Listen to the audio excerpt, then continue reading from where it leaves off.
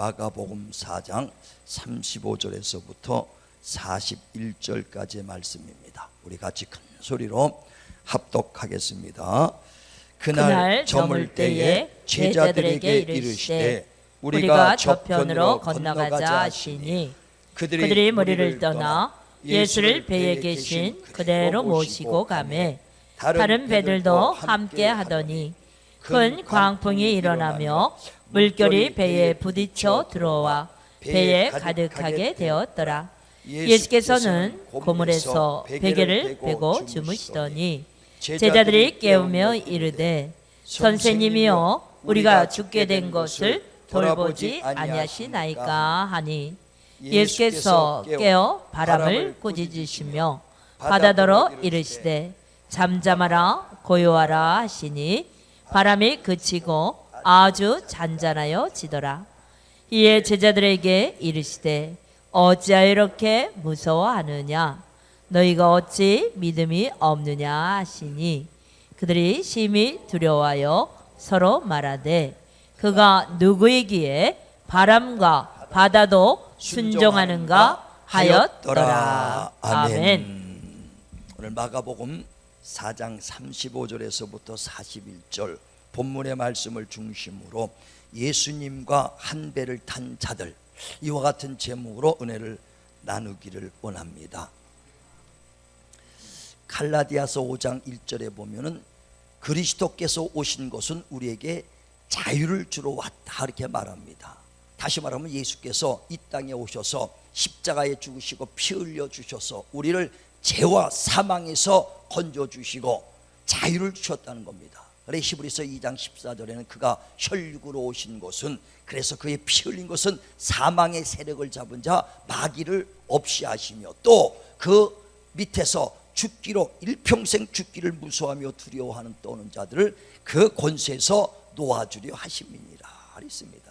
바로 예수께서 십자가에 죽으시고 피 흘려 주셔서 사망 권세 마귀를 몰아내시고 그 안에서 일평생 죽기를 무서워하며 떠는 우리를 사망에서 건져주시고 자유케 해주시고 죄에서 자유케 주러 오신 것인 걸 믿으시길 바랍니다. 뿐만 아니라 그 채찍에 맞음으로 우리가 나음을 얻었도다. 질병에서 자유하라는 것입니다.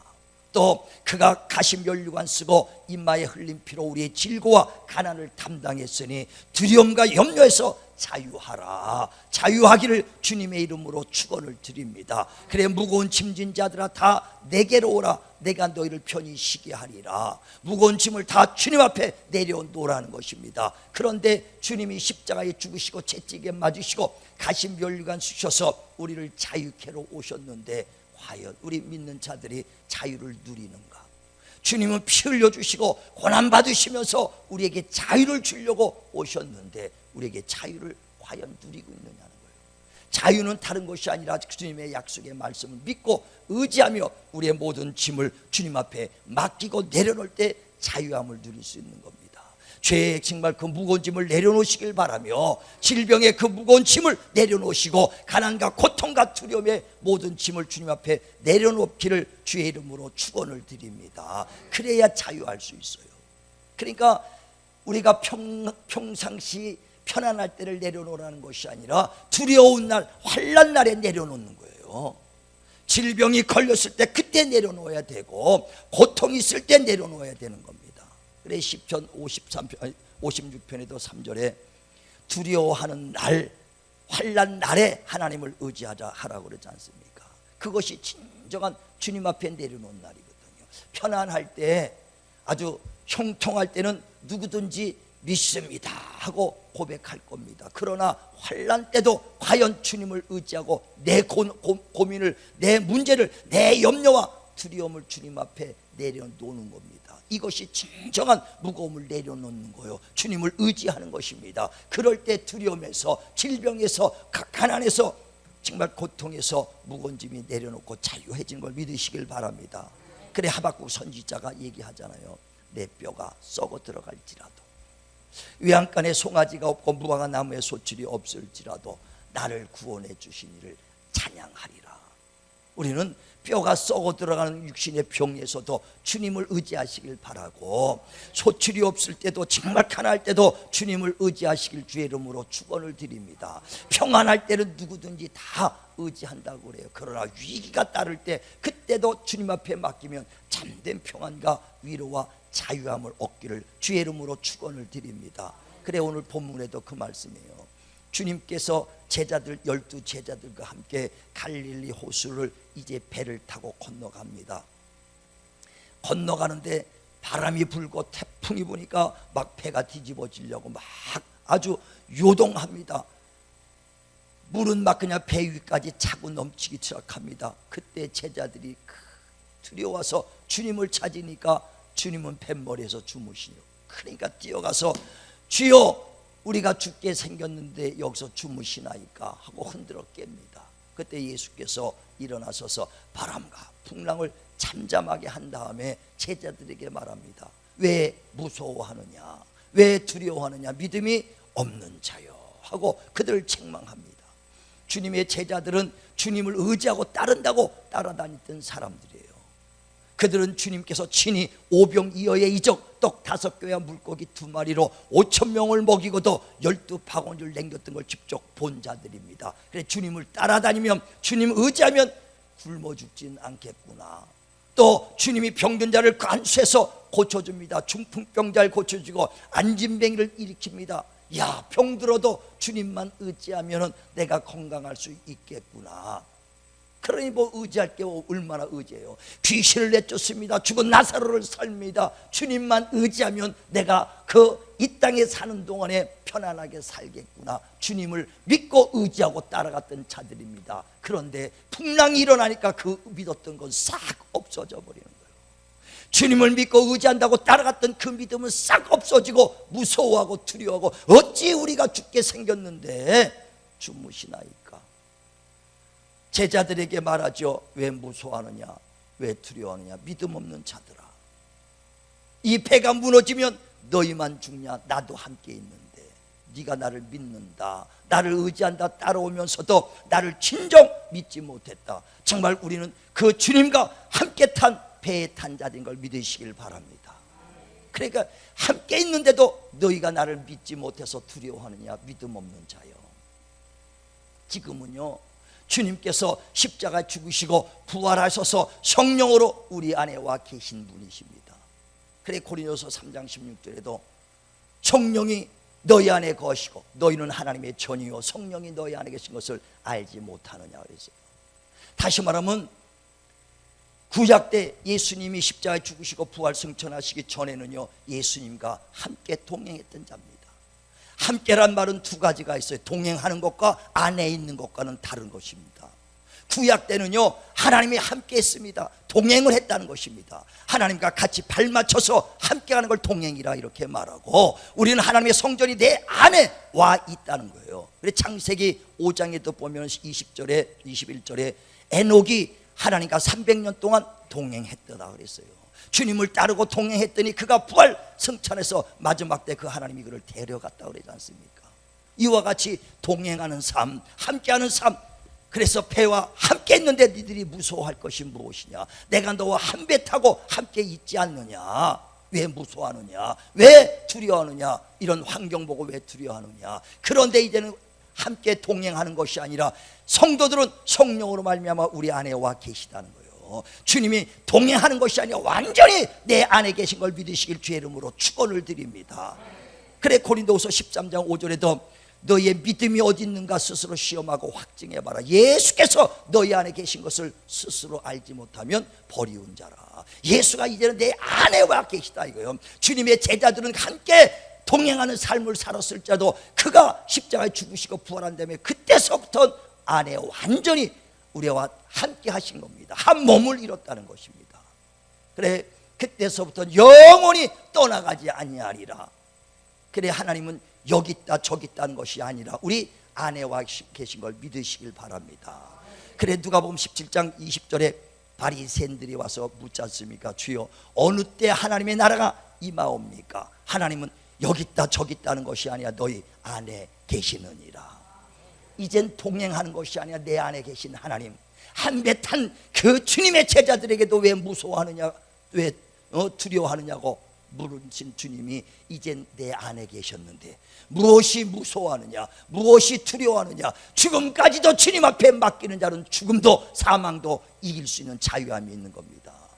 예전에 내가 같이 목했던 목사님이 젊은데 림프암이 걸려서 3년 고생하다 죽었어요. 소천했어.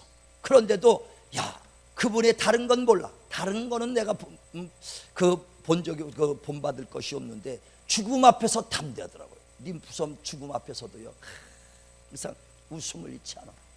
마지막 중환자실 들어갔는데도요, 정말 하늘에 대한 소망이 확실하니까 죽어도 산다, 오늘 죽어도 주님 앞에 선다, 이 확실한 믿음으로 하나님 내 생명도 맡기니까, 에스더처럼 죽으면 죽으리라 맡기니까 항상 얼굴에 안색에는 웃음이 있더라 이거예요.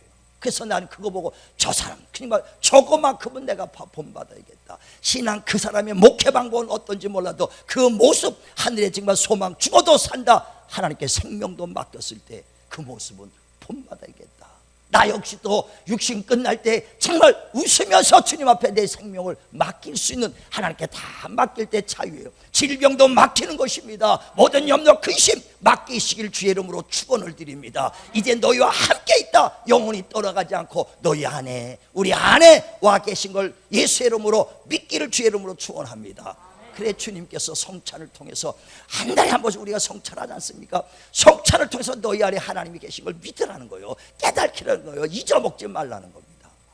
성찬이 뭡니까? 내 살을 받아 마거라, 내 피를 받아 마셔라. 내 살과 내 피를 마신 자는 너희가 내 안에, 내가 너희 안에 거하느니라. 성찬을 통해서 하나님이 내 안에, 주님이 내 안에 계신 것을 너희들이 항상 깨닫고 기념하고 잊지 말라는 겁니다. 그래 성찬을 통해서 하나님이 나와 함께 하신, 그래 한 배를 타고 가는 한 지체요, 한 몸이요, 정말 한 배를 타고 가는데 왜 두려워하느냐. 우린 주님 앞에, 우리를 자유케 하러 오신 주님 앞에 다 진실로 맡기고 주님 앞에서 참된 평안을 얻길 주의 이름으로 축원을 드립니다. 자, 한번 보세요. 요한복음 6장 53절부터 봅니다. 성찬을 통해서 우리 안에 계신 주님을 발견하라는 거예요. 자, 앞에 PPT 보고 같이 크게 합독합니다. 시작. 예수께서 이르시되 내가 진실로 진실로 너희에게 이르노니 인자의 살을 먹지 아니하고 인자의 피를 마시지 아니하면 너희 속에 생명이 없느니라. 내 살을 먹고 내 피를 마시는 자는 영생을 가졌고 마지막 날에 내가 그를 다시 살리리니 내 살은 참된 양식이요 내 피는 참된 음료로다. 내 살을 먹고 내 피를 마시는 자는 내 안에 거하고 나도 그의 안에 거하나니. 예. 그러니까 성찬은 뭐냐? 예수의 피와 살을 먹는 것은요, 너희가 내 안에, 내가 너희 안에 거하는 것이다. 그걸 알라는 거예요. 성찬을 통해서 항상 하나님과 연합된 한 몸을 이룬 것을 발견하시고 깨닫길 주의 이름으로 축원을 드립니다. 그래야 담대하지요. 어딜 가든지 나와 하나님 함께 하신다. 어두운 골짜기에서도 하나님 나와 함께 하신다. 정말 항상 하나님 나와 함께 하신 한 몸을 이루신 분이에요. 그래서 에베소서 1장 21절에는요, 그 예수님은 바로 교회의 머리가 되고 교회는 그의 몸이요 우리는 다 그에 붙어있는 지체다 그랬어요. 사람의 몸에 많은 지체가 있지 않습니까? 몸은 하나지 않습니까? 그러나 코도 있고 입도 있고 눈도 있고 귀도, 눈썹, 머리털 있습니다. 다 귀하다는 거예요. 그래 고린도서 12장 20절에는 몸은 하나나 많은 지체가 있다, 많은 지체가 있다는 거예요. 그러면서 어느 지체 귀하지 않은 것이 하나도 없다는 거예요. 대래 약하다고 생각하는 것을 하나님 더 귀하게 여긴다, 더 귀하게 여긴다. 우리가 젊을 때는 머리털이 많으니까 뭐 자랑할 것도 없고 아주 신경 쓸 것도 없습니다. 나이가 들면서 머리가 하나나 빠지면 신경 써. 수백억 개의 있는 머리카락 좀 빠지면 얼마나 신경 씁니까? 약 바르고 먹어가면서 아주 머리턱 아주 얼마나 귀하게 여겨. 아무것도 아닌 것 같아. 머리 빗다가 빠지면요, 아이고 하고 얼마나 속상해. 얼마나 속상해. 이 지치 아무것도 아닌 것 같아 귀하게 여겨요. 이 많은 수백억 개 있는 그 머리카락 몇 개 빠져도 얼마나 안타깝습니까? 이와 같이 하나님도 많은 지체 중에서 약하다고 연약하다고 생각하는 것을 더 귀하게 생각하고 귀하게 여기나니, 왜? 주님의 그 지체이기 때문에, 주님의 지체이기 때문에. 그래서 한 지체가 고통을 받으면 온몸이 고통을 받고, 한 지체가 영광을 받으면 온몸이 영광을 받느니라. 손톱이 아무것도 아닌 것 같아도요, 가시 하나 막히면요 얼마나 아픈데요. 예전에도 고문할 때 보면 손톱에다가 대나무 치가락 꽂아 칵 찔른다는 거예요. 와, 얼마나 아픕니까? 이건 손톱이지 내가 아니야 할 사람이 누가 있어요? 다 내 몸에 붙어있는 지체. 한 지체가 고통을 받으면 온몸이 고통을 받고, 또 한 지체가 영광을 받으면 온몸이 영광받아. 여기다가 매니큐락도 좀 발라봐. 요즘 뭐요? 네일 아트? 아주 그냥 10만 원씩 되는 거 팍 그냥 반짝반짝 되는 거 바르면요 그냥 얼마나 아주 손톱이 영광 받는 것이 아니라 온몸이 영광 받는 거예요. 아주 여기다 진주 목걸이나 하나 탁 걸어보세요. 괜히 친구들 만나는데 그냥 괜히 덥다고 목걸이 내라고 남편이 이게 그냥 사준 거예요. 그래갖고 이거 뭐야 누가 물어보 남편이 사줬어. 얼마나 자랑하고 싶습니까? 얼마나. 그러니까 목만 영광 받는 것이 아니라 온몸이 영광을 받는 것처럼 우리는 한 지체이기 때문에 주님께서 한 몸이요 한 지체다 이거예요. 그래서 한 몸이 고통받으면 너희만 고통받냐? 나도 고통받는다. 주님이 그러는 거예요. 너희가 영광 받으면 나도 영광 받는다. 그러니까 한 지체가 얼마나 귀하게 생각하고 그 고통받지 않게 하려고 얼마나 우리를 지켜주시고 보호해 주시냐는 거예요. 한 지체이기 때문에.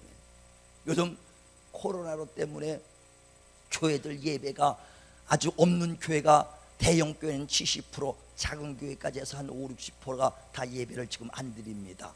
예? 안 드립니다. 그러니까 예배 안 드린다고, 예배 안 드린다고 문자들 다 나왔죠. 가정 예배로 하십시오. 시청에서 날라와. 지들이 하나님도 아닌데 하나님의 음성으로만 들으시길 바랍니다. 그러니까 미리 저 노약자들은 쉬시는 게 낫죠. 네, 그래서 저희도 편안하게 노약자들은 이제 쉬시고, 그러니까 한 지체이기 때문에 그 교회가 얼마나 지금 교회들이 많이 어려움을 당합니까? 명성교회 부목사가 한 사람이 어디 확진자 만나고 온 거 그 하나 때문에 교회가 그 많은 교회가 예배를 딱 중단시켰어요. 그리고 많은 그 근처에 있었던 확진자들 전부 다 격리하고 있어요. 자가 격리하고 있어요. 수원에 있는 새생명교회 어떤 성도가 직장에서 확진자들하고 같이 직장 생활했는데 그 사람이 확진자로 됐어. 교회가 아주 그냥 폐쇄가 당했어요.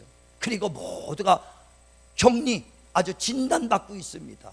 왜? 그 사람 한 사람의 문제가 아니라 모든 지체이기 때문에. 성도들 한 사람 한 사람이 한 지체라는 것입니다.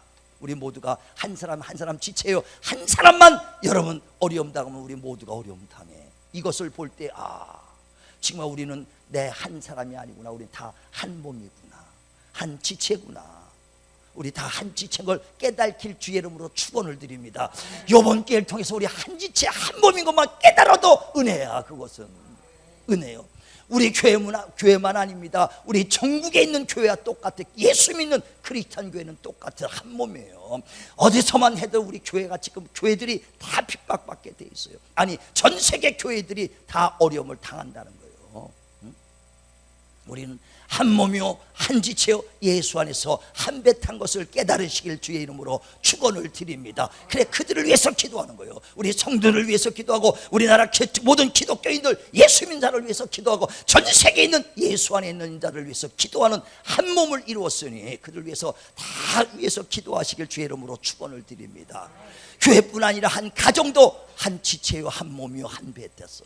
가정의 자녀들이 고통받으면 부모가 고통 똑같이 받죠. 제 문제지 나는 아니하고 그렇게 할 부모가 어디 있습니까? 자식의 고통이 곧 부모의 고통이죠. 왜? 한 지체이기 때문에. 요번에 코로나 사태로 말미암아 신천지 이만희 총재가 그 기자회견할 때 막 보니까 현수막 들고 사람들이 막 하고 학생 들고 막 울면서 나오더라고요. 네, 우리 아들 보내달라고, 민성이 보내달라고, 뭐 민정이를 보내달라고, 막 그냥 딸을 보내달라고 해서 5년 동안 7년 동안 집에 안 들어왔다는 거예요. 집을. 근데 그 사람들의 교리는 그렇게 될 수밖에 없어. 왜? 신천지는 뭐냐면 기성교회는 다 악마라는 거예요. 구원이 없다는 거예요. 자기네만 구원이 있다니까.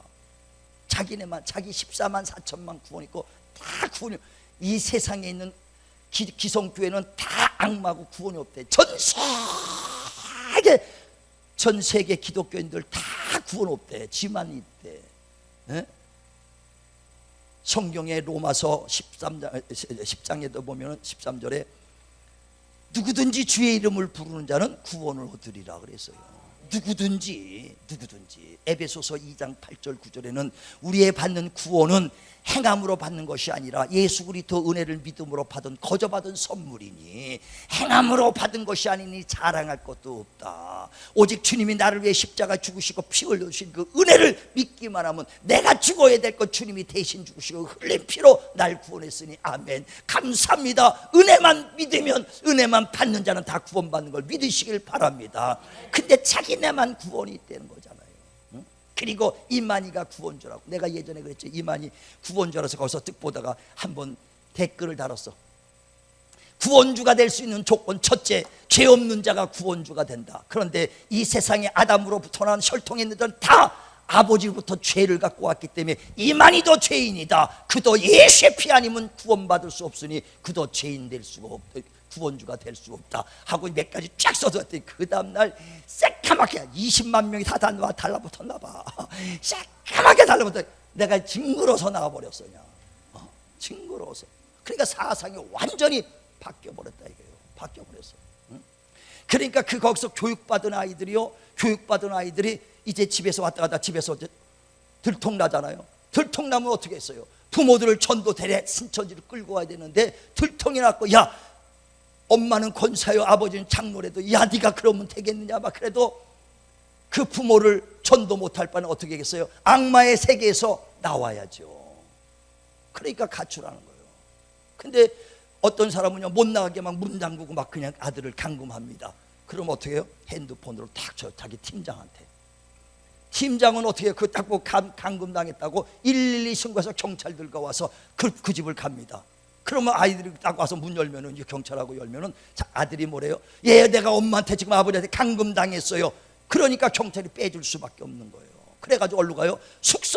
신천지 숙소에서 아주 그냥 그 집단 생활하게 되는 거예요. 그러니까 5년 동안 집에 못 들어오고 7년 동안 집에 못 들어온 청년들이 무척 많다는 거예요. 파괴하는 거예요. 또 부인이 그렇게 되면 부인이 가출해. 남편이 가출해버려요. 다 그 집안이 신천지를 가든지 아니면은 가출하든지 그냥 집안이 무너지고 있더라. 그러니까 우리 아들 찾아달라고 5년 동안 울면서 학성기하면서 이만희 피해자들이 모여서 얼마나 그럽니까? 그 아들의 고통이 그 집안의 모두가 고통이에요. 왜? 지체이기 때문에. 한 지체요 한 몸이기 때문에 그 자녀의 고통이, 우리 성도들의 고통이 모두가 한 지체라는 거예요. 그래 시편 127편에도 보면 3절에 자식은 하나님이 주신 기업이요 태의 열매는 그의 그 상급이다. 자식은요 우리의 태의 열매요 기업이라는 거예요. 그들이 잘 되면 부모도 영광 받는 거예요. 자식이요, 서울대라 들어가 봐요. 이야 우리 아들 서울대 들어갔다 얼마나 아주 기뻐. 내가 들어간 것보다 더 아주 그냥 어깨가 힘이 팍팍팍 들어가.